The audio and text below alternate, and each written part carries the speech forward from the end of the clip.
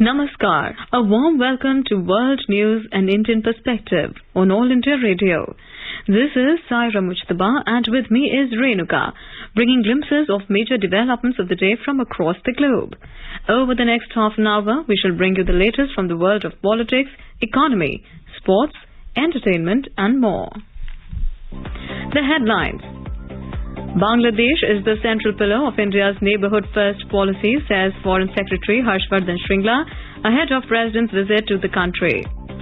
President Ramnath Kovind to pay tribute to martyrs of the genocidal campaign by Pakistan against Bangladesh on first day of the visit. Indo-Pacific region will shape the trajectory of the world in the 21st century, says U.S. Secretary of State Antony Blinken. U.S. Security Council not the place to discuss climate change, asserts India as it votes against resolution to bring the issue within the Council's ambit.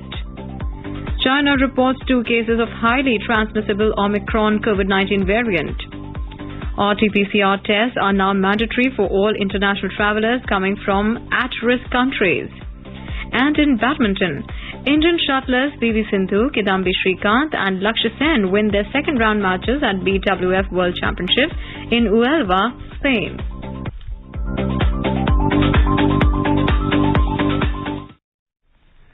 As India marches towards administering 150 crore vaccine doses against COVID-19, news about the new corona variant is a cause for concern. In this situation, we appeal to our listeners to get fully vaccinated at the earliest and also help others get vaccinated. Please continue to follow these 3 simple steps to stay safe. Wear a face mask, maintain 2 gaz ki duri for social distancing, focus on hand and face hygiene. For any COVID-related information and guidance, contact national helpline numbers 01123978046 and 1075. And now the news in detail. President of India, Mr. Ramnath Kovind, will leave for Dhaka on Wednesday morning to attend the 50th Victory Day celebrations of Bangladesh. In a special briefing, Foreign Secretary Harshvardhan Shringla today informed the media that the President will hold a delegation-level meeting in Dhaka with the President of Bangladesh, Mohammad Abdul Hamid, to discuss various issues of mutual interest of both countries.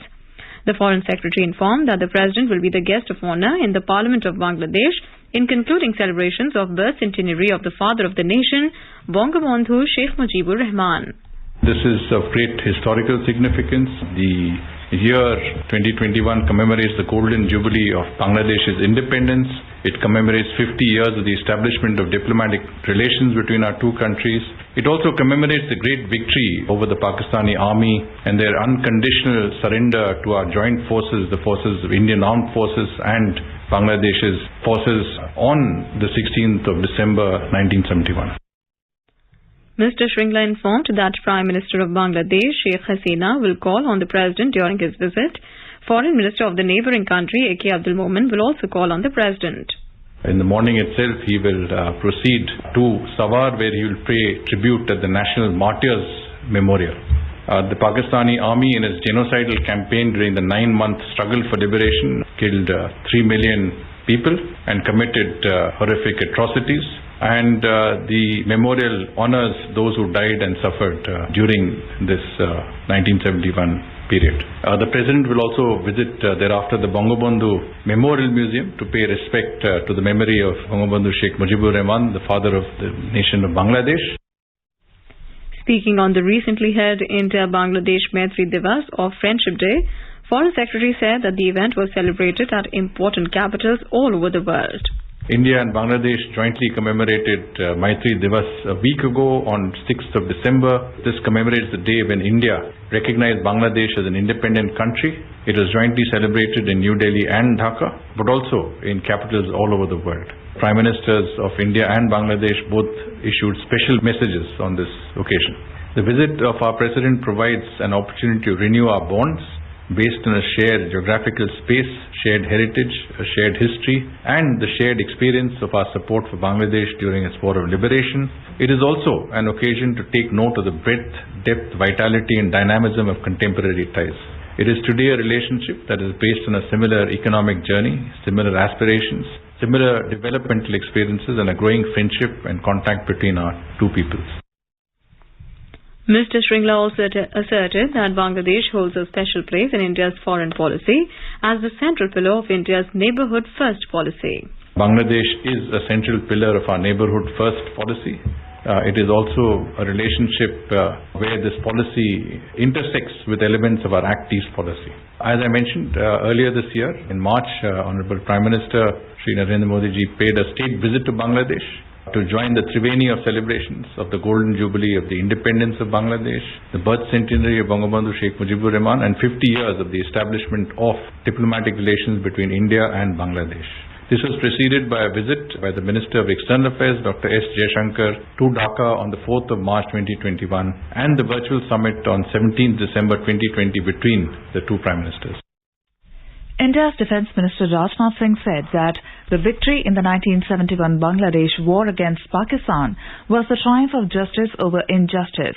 Addressing the Indian war veterans of 1971 and liberation war fighters of Bangladesh in Delhi on Tuesday, as part of the Swarnim Vijay Varsh celebrations, the Defence Minister said that the victory in 1971 was one of the most important events in world history. It showed India's commitment towards humanity. The minister interacted with 30 liberation war fighters of Bangladesh called Mukti Jodhas, families of Paramveer Chakra and other awardees, as well as war veterans. The Mukti Jodhas have been invited to participate in Swarnim Vijay Varsh events to honour the brave hearts who took part in the 1971 war.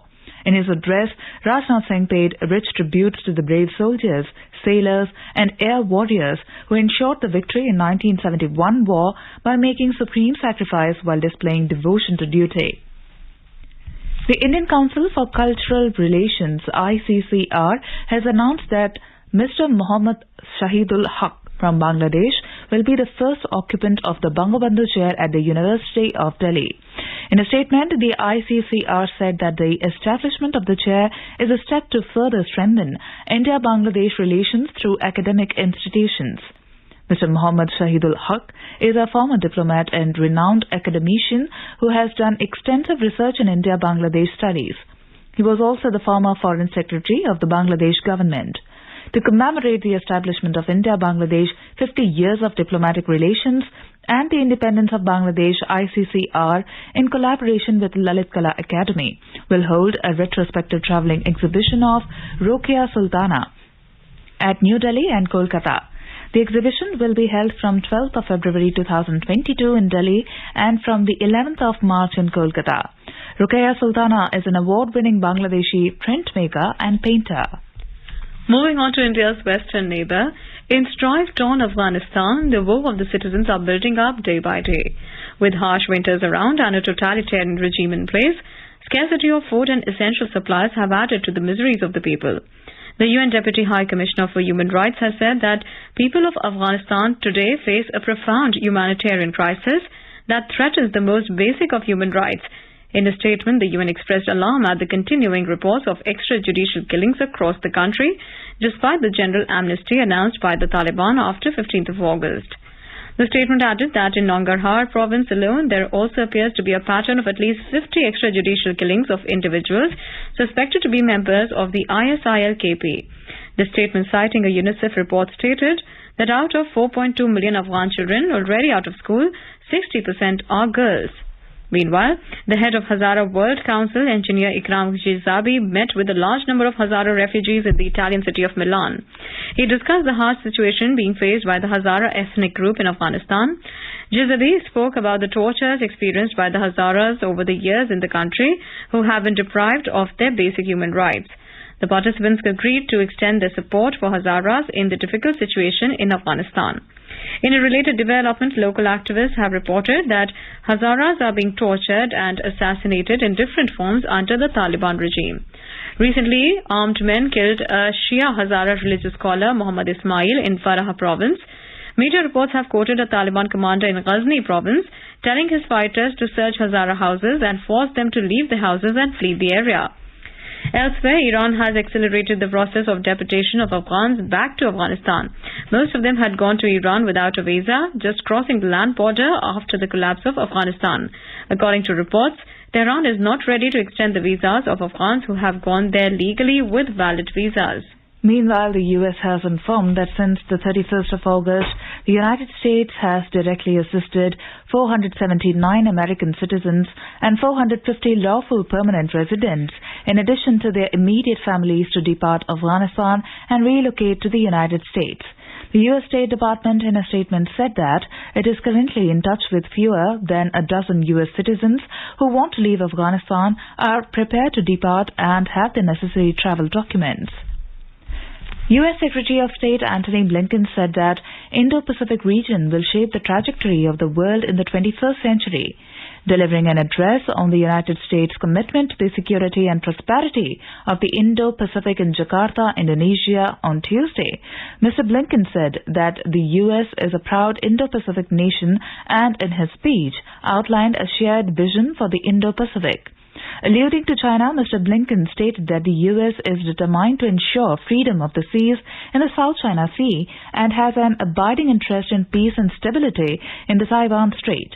He added that President Biden told President Xi that they share a responsibility to ensure that the competition between the two countries does not veer into conflict.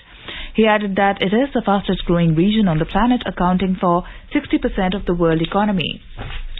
The second Trilateral Working Group meeting between India, Iran and Uzbekistan on the joint use of Char Bahar port was held virtually on Tuesday.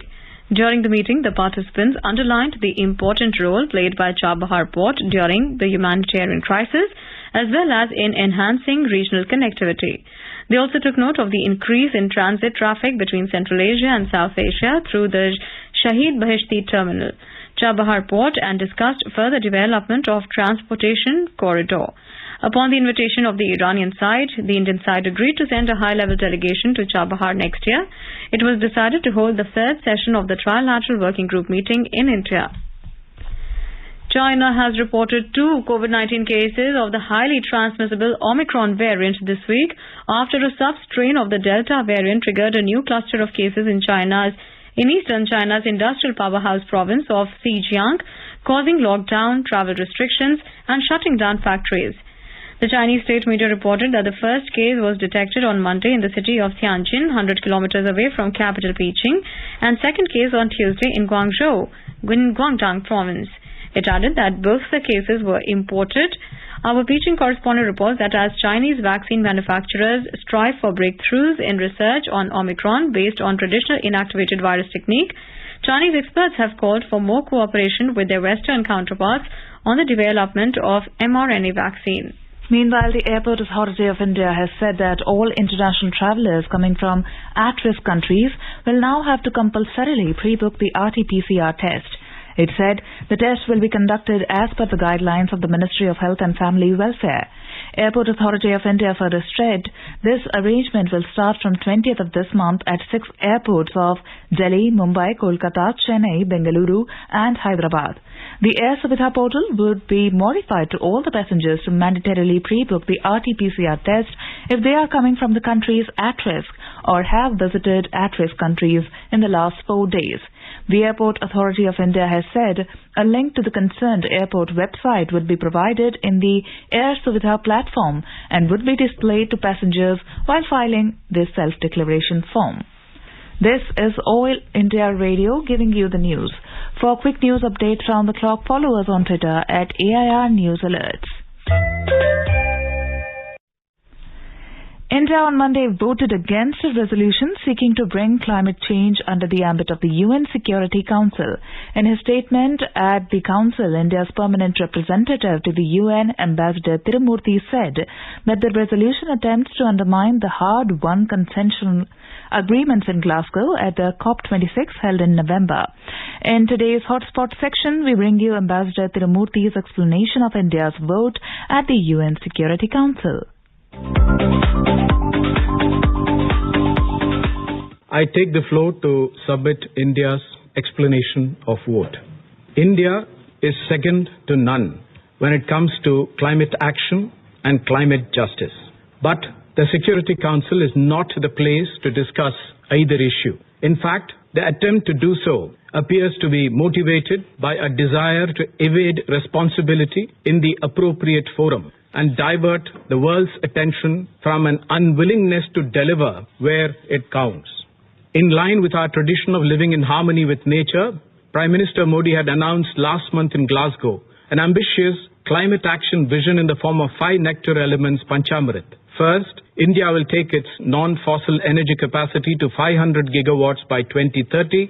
Second, India will meet 50% of its energy requirements from renewable energy by 2030. Third, India will reduce the total projected carbon emissions by 1 billion tons from now till 2030.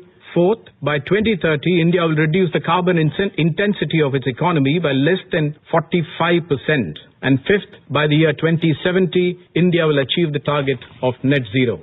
India now ranks 4th in the world in installed renewable energy capacity. India's non-fossil fuel energy has increased by more than 25% in the last 7 years and has reached 40% of our energy mix. Along with this, India has also given institutional solutions to build cooperation at the international level. We initiated the International Solar Alliance and the Coalition for Disaster Resilient Infrastructure. These are noteworthy initiatives that will make a real difference. The world is also developing awareness that lifestyle change plays a critical role, and my Prime Minister has called for lifestyle for environment as a mass movement. Mr. President, today India may be moving forward on the subject of climate change with great courage and high ambition. But India also understands the challenges of fellow developing countries, shares them fully, and will continue to voice their concerns and expectations.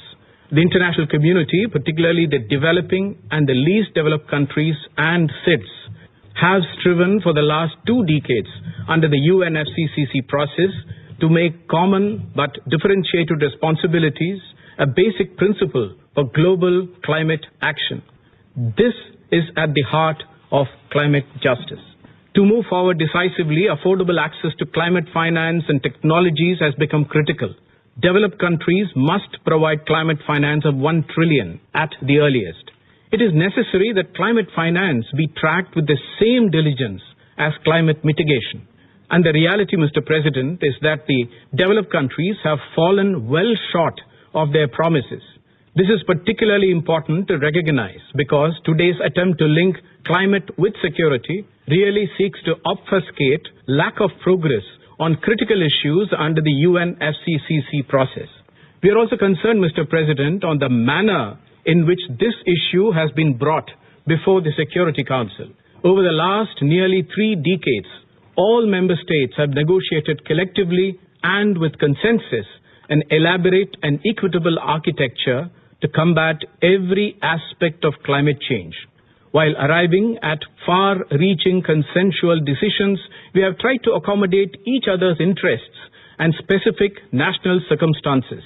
This comprehensive process has in fact been done under the UN-led UNFCCC with participation of all member states. The UNFCCC has been in turn informed by members' priorities. It addresses both the immediate needs of the developing and the commitments of the developed. It seeks a balance between mitigation, adaptation, financing, technology transfer, capacity building, etc. In effect, it takes a holistic view of combating climate change which is equitable and fair. We therefore need to ask ourselves, what is it that we can collectively do under this draft resolution which we cannot achieve under the UNFCCC process? Why is it that one needs a UN Security Council resolution to take action on climate change when we have commitments made under UNFCCC towards concrete climate action? The honest answer is that there is no real requirement for this resolution, except for the purpose of bringing climate change under the ambit of the Security Council. And the reason for that is now decisions can be taken without involvement of most developing countries and without recognizing consensus. And all this can be done in the name of preserving international peace and security. So let us be clear about the issues today.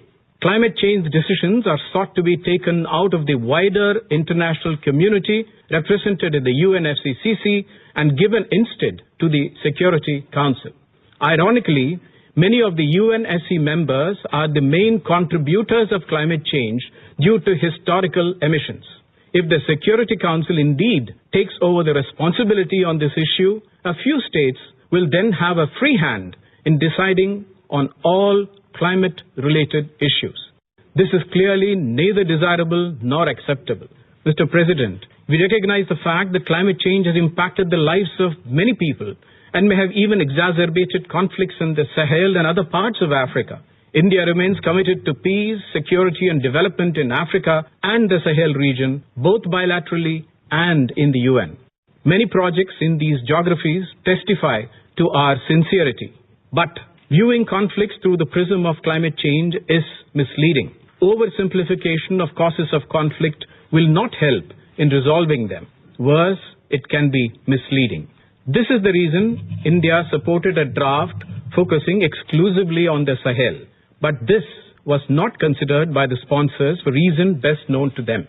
Today's draft UNSC resolution attempts to undermine the hard-won consensus which we reached in Glasgow. This draft resolution will only sow the seeds of discord among the larger UN membership.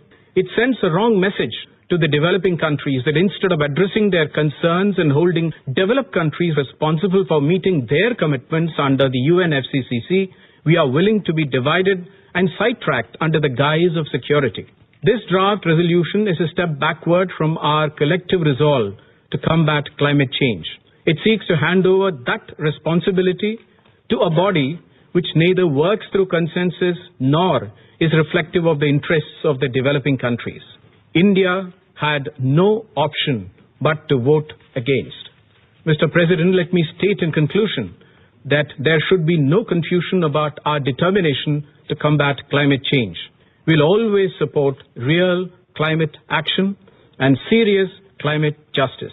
We will always speak up for the interests of the developing world, including Africa and the Sahel region, and we will do so at the right place, the UNFCCC. I thank you.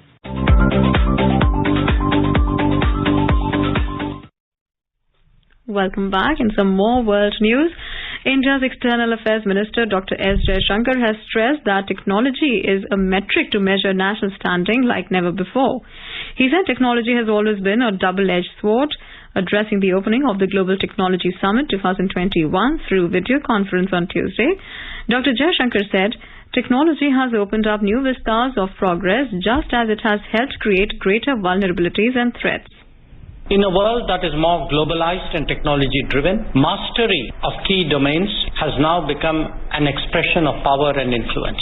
Indeed, technology is today a metric to measure a nation's standing like never before. Within societies, its implications are no less significant and indeed no less transformational. It is a key governance tool that can define the quality of delivery. It is equally an extraordinarily effective communication medium that can change the very nature of politics. Our international branding has gone up. We are today seen as a country which has serious events where different set of people come and talk, and I think that's helped us enormously in terms of our international reputation. Delivering the inaugural address at the summit, British Prime Minister Boris Johnson said, India and the UK will help shape a new technology age based on principles of freedom, openness and peace. He said the two countries are working together on 5G, telecom and green technology. I was so pleased earlier this year when my friend Prime Minister Narendra Modi and I agreed that our two countries should work closer than ever before on the technology and the rules that will help to shape the coming age. And of course it's India, land of the mathematical genius Srinivasa Ramanujan, that is powering ahead with new technology and where there's so much brilliant talent. With our shared culture of innovation and our entrepreneurial spirit, Britain and India are natural partners. The India-UK space consultations were held on Monday with the participation of the Ministry of External Affairs and ISRO on the Indian side, and the UK Space Agency, the Department for Business, Energy and Industrial Strategy and Foreign, Commonwealth and Development Office on the UK side. In a statement, India's External Affairs Ministry said that the two sides exchanged information on respective national space priorities, prospects for bilateral collaboration and deliberations in international forums in the outer space domain. Moving on to sports, Indian shuttlers Sindhu, Kidambi, Srikanth and Lakshya won their second round matches at the BWF World Championships in Velva, Spain on Tuesday evening. Sindhu beat Martina Rapiska of Slovak 21-7, 21-9 in women's singles, while in men's singles Srikanth upset Li Shi-seng of China 15-21, 21-18, 21-17 and Sen defeated Kenta Nishimoto of Japan 20-20, 15-21, 21-18. And now a report from the business world. The BSE Sensex fell 166 points or 0.29% to trade at 58,117. The NSE Nifty also slipped 43 points or 0.25% to trade at 17,325. Asian stocks declined as the spread of the Omicron coronavirus variant rattled the investors. Hong Kong's Hang Seng fell 1.3% and Japan's Nikkei declined 0.7%. China's Shanghai Composite Index and South Korea's Kospi both ended 0.5% down, while the Singapore's Straits Times ended almost flat. European markets were up in intraday trade. Oil prices fell marginally in intraday trade. Brent crude was trading around $74.30 per barrel. Back home, gold prices lost 250 rupees at multi-commodity exchange for February contracts in sync with losses in the international markets. The precious metal was trading at 48,050 rupees per 10 grams in intraday trade. Silver prices also fell 940 rupees to 60,640 rupees per kilogram for March contracts when reports last came in. And in the forex market, the rupee depreciated 11 paise against the US dollar. The domestic unit closed at 75 rupees and 87 paise against the US currency. Rajesh Lake for World News, All India Radio. Now let us take a look at the major developments around the world as reported in the foreign press. The Globe and Mail says at least 88 dead, thousands without heat and water after tornadoes in U.S. Midwest. The Guardian reports governments urge to use peace dividend to help UN tackle pandemics, climate crisis and extreme poverty. The Wall Street Journal writes United Arab Emirates threatens to pull out of $23 billion F-35 drone deal with U.S. Sputnik News writes WHO expects increase in number of deaths, hospitalizations from COVID variant Omicron. Financial Times writes Hong Kong Central Bank staff send care packages to quarantining bankers. South China Morning Post reports the US and China maritime defense talks to resume after blame game stalled 2020 session. Khaleej Times reports UK court begins hearing fugitive Nirav Modi's extradition to India case. And now before we close, a quick look at the headlines once again. Bangladesh is the central pillar of India's neighbourhood first policy, says Foreign Secretary Harshvardhan Shringla ahead of President's visit to the country. President Ramnath Kovind to pay tribute to martyrs of the genocidal campaign by Pakistan against Bangladesh on first day of the visit. Indo-Pacific region will shape the trajectory of the world in the 21st century, says U.S. Secretary of State Antony Blinken. UN Security Council not the place to discuss climate change, asserts India as it votes against resolution to bring the issue within the Council's ambit. China reports 2 cases of highly transmissible Omicron COVID-19 variant. RT-PCR tests are now mandatory for all international travellers coming from at-risk countries. And in badminton, Indian shuttlers Sindhu, Kidambi, Srikanth and Lakshya win their second round matches at BWF World Championships in Velva, Spain. India is celebrating the 152nd birth anniversary of Mahatma Gandhi. Before we end, let us listen to his favourite bhajan, Vaishnav Jan, by artists from South Africa.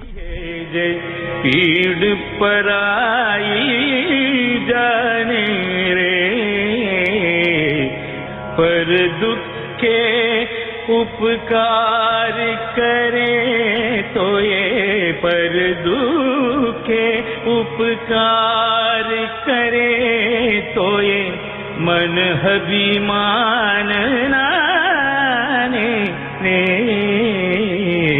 Vaishnav. And with that we end this bulletin. We'll be back at the same time tomorrow with the next edition of World News.